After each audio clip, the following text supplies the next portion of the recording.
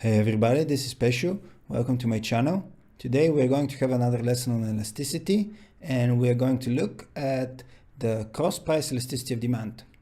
So the outline for today's lesson will be to define cross-price elasticity of demand, to look at the formula, then we are going to look at the ranges that cross-price elasticity of demand can take, and finally, we are going to see some practical applications for firms.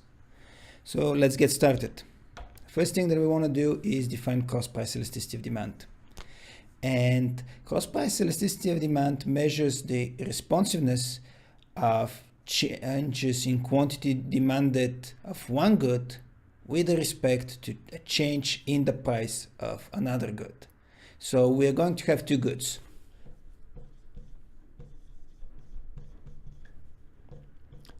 Let's call them X and Y. So what we are interested in is if the price of Y changes, what will be the impact on the demand for X?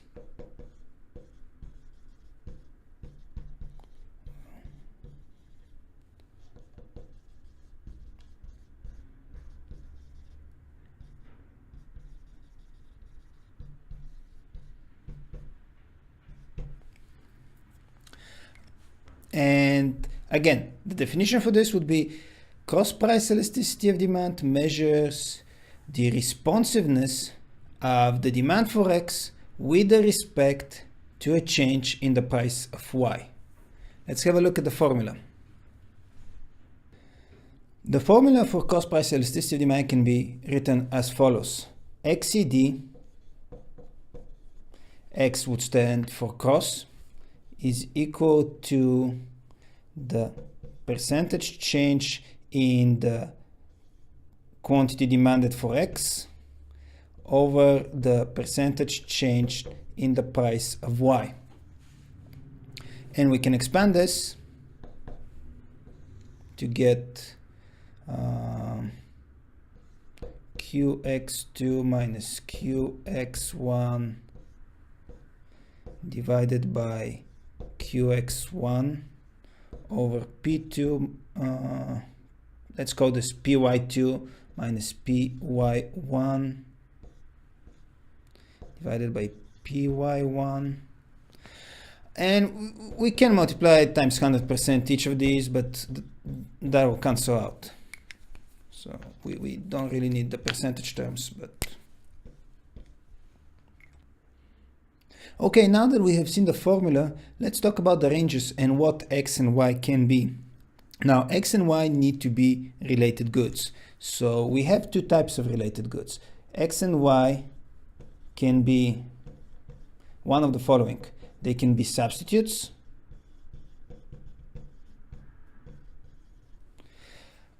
then they can be complements, or finally, they can be totally unrelated products. Oops, sorry. Okay, X and Y can be either substitutes or complements, in which case these are related goods.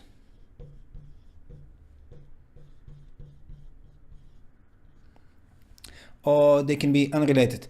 If you remember, substitutes meant that we can use either X or Y, one of the two, but definitely not the two. If they're complements, it meant that X and Y are used together. They have a joint demand. So if we need X, then we also have to use Y. And if they're unrelated, it is like ice cream and, let's say, computers. They have nothing in common. All right, well, let's have a look at what the cost-price elasticity of demand should be when we have substitutes, complements, or unrelated products. In order to figure out what the range of cost-price elasticity of demand should be, you simply need to engage in a small analysis regarding substitutes and complement goods. Do not memorize this because there's really no point to it. I usually don't remember it, so every time when I'm being asked if complement goods have positive or negative cross price elasticity of demand, I just would engage in some sort of similar analysis that we are going to do just now. So let's have a look. Okay, let's start with substitutes.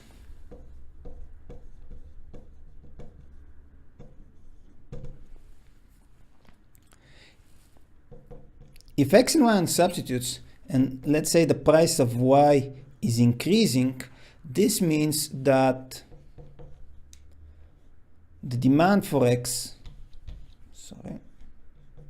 should be also rising, simply because y will be now more expensive to use, and thus people would prefer to buy more of x. X and y are substitutes. Now, this relationship means that if we look at our formula for cross elasticity of demand, the percentage change in demand for x, the percentage change in the price of y. So this means that if this will be rising, this will be rising too, and thus we are going to have a positive value for cross price elasticity of demand. Okay, then we can do the same thing for complements. Now, if x and y are complements and the price of y is increasing, that means it's going to be more expensive to use x as well, so we are likely to observe a fall in the demand for x. And this would mean that our formula for cross elasticity of demand would generate a negative value.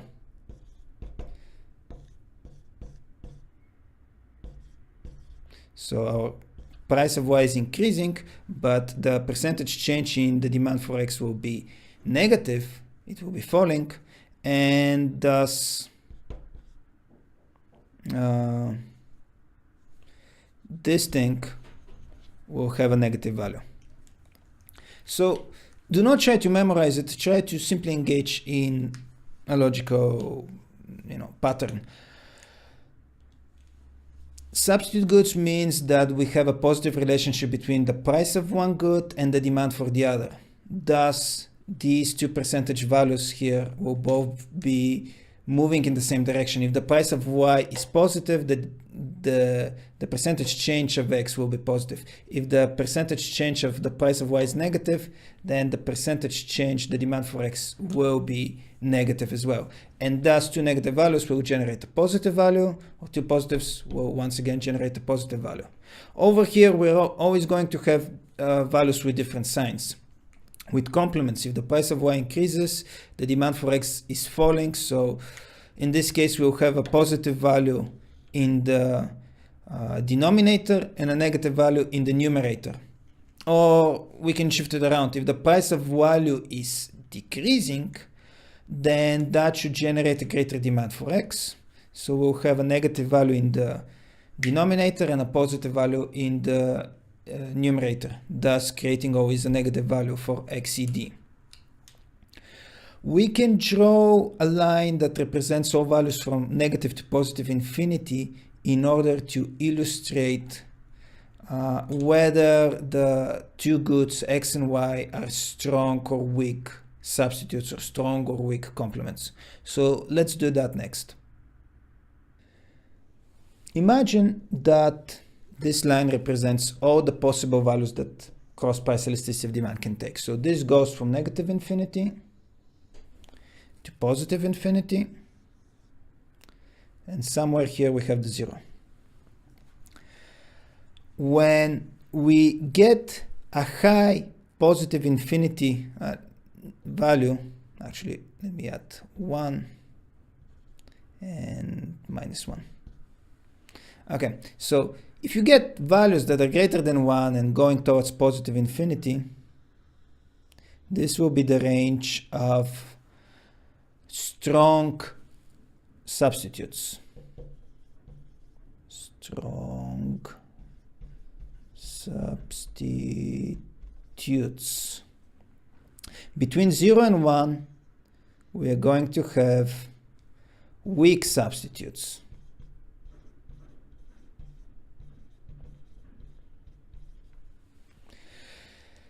On the negative side, it's the same story, but we use complements instead of substitutes. So anything between negative infinity and -1 will be considered a strong complement. So strong complements. And anything between -1 and 0 we'll consider to be a weak complement. Two goods that are used together, but they are not exactly always used simultaneously. Weak complements. Now, what about the value of 0? Well, if we get cross price elasticity of demand for two goods that is 0, it simply means that these goods are not related. So 0, this would be not related. And so yeah, if we want to just make the complete picture, this means that we are dealing with substitutes. And this means that we are dealing with complements. And this will be ranges of cross elasticity of demand. So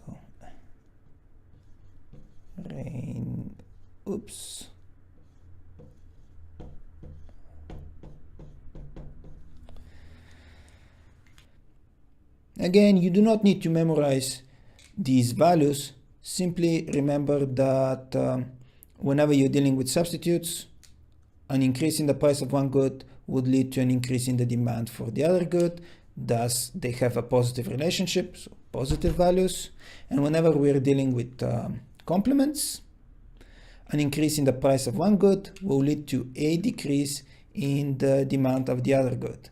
And thus, we have a negative relationship between P of X and D of Y, and negative values for complements. Okay, let's now look at some applications of cross elasticity of demand for businesses. Cross price elasticity of demand has very high significance for firms, because if the firms know the cross price elasticity of demand of their products, they will be able to predict how the demand for the goods that they're selling will be affected if the price of a related good changes. If you think about it, we can have a firm that produces, for example, 2 substitute goods. And though this is rarely the case, we can think of some examples. For example, a car manufacturer may be making several cars, and the different models can be in direct competition with each other. A soft drink company can be making drinks with several different tastes, and these tastes can be in direct competition with each other.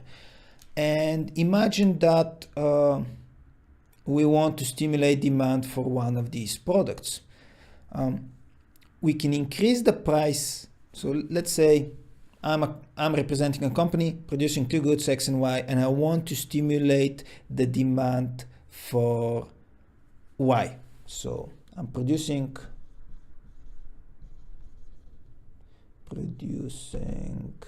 X and Y. X and Y are complements. No, substitutes, sorry.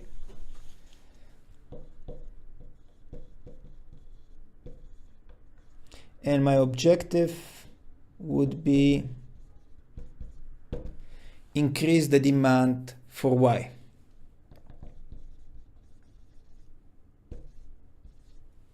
So one way I can do this is by increasing the price of X. So if P of X increases, this means the demand for Y will increase. And so this would be the demand for Y, price of Y, quantity of Y. Imagine that this is my original demand. imagine that I know that my cross elasticity of demand in this case is equal to, let's say 2. And if I want to increase demand of Y by, let's say, 50%, I can use the cross price elasticity of demand to figure out how much I need to change the price of X. So it will be 2 is equal to 50% divided by the percentage change in P of X. And when we solve, in this case, we'll get that the percentage change in the price of X needs to be equal to 25%. Okay, it may not be the best solution to generate demand for Y, but definitely if I'm producing 2 substitute goods, I'll be able to do this. Firms, on the other hand, generally prefer to produce complement goods. So let's have a look at the situation when a single firm is producing 2 complement goods. All right, so X and Y this time are complements.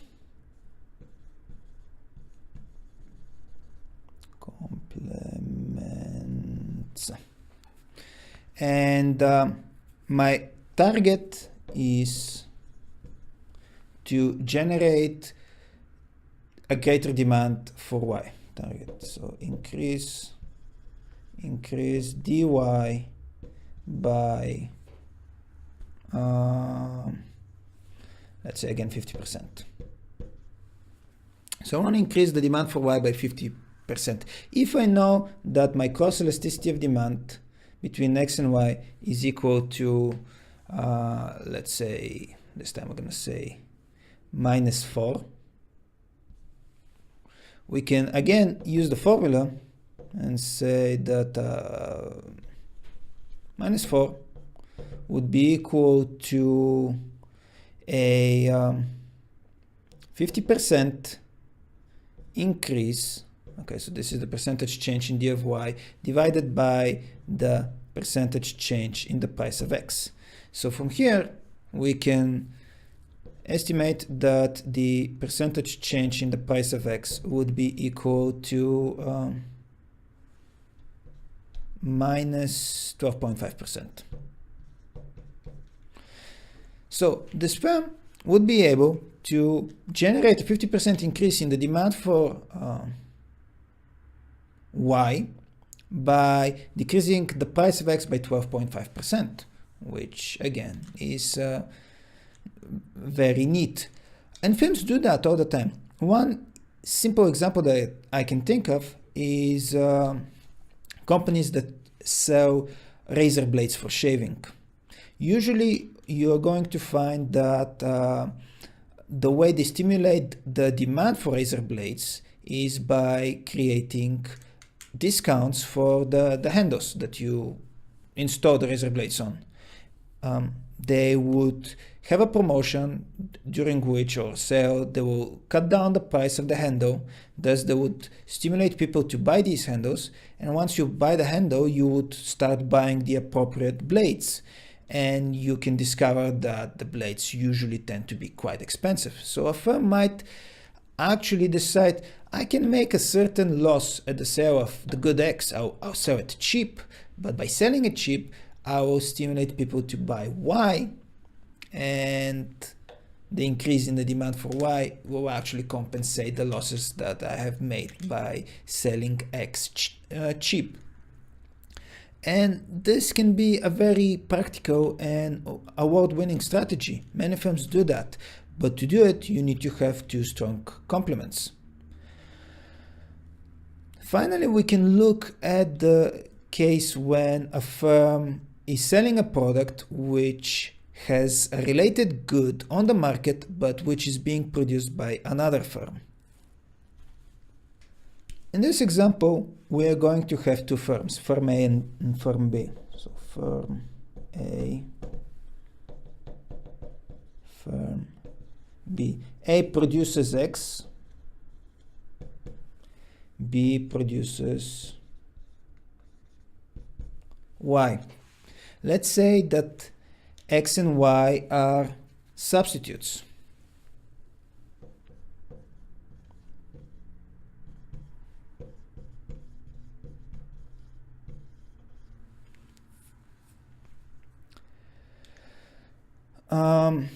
All right. Now, if A knows that firm B is going to decrease the price of Y, A will be able to calculate how its demand for X will be decreased if they know the cost price elasticity of demand, which is why they would need to know this value, because this way they would be able to forecast any potential changes that firm B may do to the price of its product. Similarly, if for some reason A knows that the price of Y is going to increase, then they can calculate the corresponding increase in demand for X. In another situation, X and Y can be complements. So again, firm A produces X, firm B produces Y, but if X and Y are complements,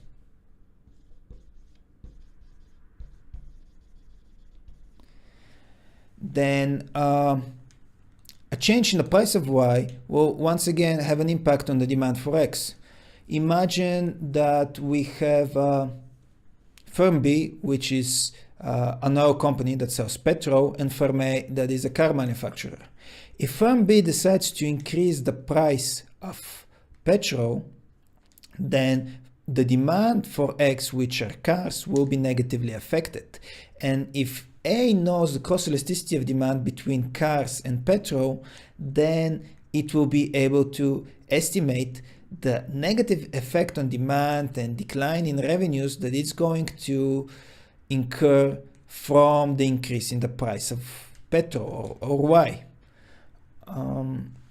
Similarly, if for some reason the price of petrol begins to decline, then A will be able to calculate how the demand for cars or X will increase. And again, this will give A the opportunity to establish what the revenues of the future periods will be like, and they will be able to plan ahead. They may need to invest in order to meet that rising demand. They will, and thus this may give it an opportunity to profit more in the future. So that's it really. Cost price elasticity of demand is an extremely useful tool that firms should have and should be aware of the values of cost price elasticity of demand for the products they're selling, because this way they can plan ahead, they can foresee future changes in the demand for their products, and thus they will be able to make better decisions how to manage their businesses. Okay guys, that's all for me for today. I hope you liked this lesson. If you did, please hit the like button. If you want to leave any comments in the section below, do so. I'll be more than happy to answer. And if you want, please subscribe to the channel. Take care.